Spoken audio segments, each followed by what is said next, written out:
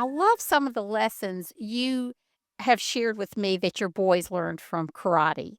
And I think I mentioned they just got their black belts, which is really exciting. Congratulations. I know they were thrilled. So tell us the lessons you learned as you were getting started in karate.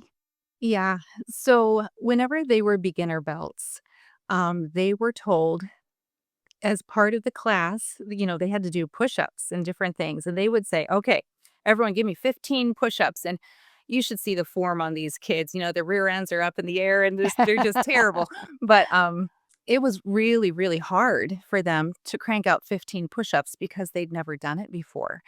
Um, But just like, we had to be disciplined somewhat in school and then really disciplined with the string instruments, we carried that over now into this physical realm.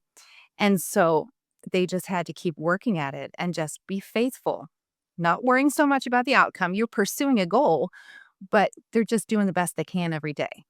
And, at the test, they were just required to do 100 push-ups at the end of the test, and 100 sit-ups, and 100 squats, and all these things after this long test. And it just it's a great illustration that I like to use with my homeschool parents because they'll come to me and they'll say, "But how do you get there?" "How my child is here, how do I get there?" It is such a concrete example that I always pull out the push-ups, and I even sometimes recommend that they start doing push-ups with their kids so that they can remind their kids, "Remember when you couldn't do 5 and now you can do 50?" And they can see that they get physically strong. So sometimes with homeschooling, you can't always see the progress even though it's happening.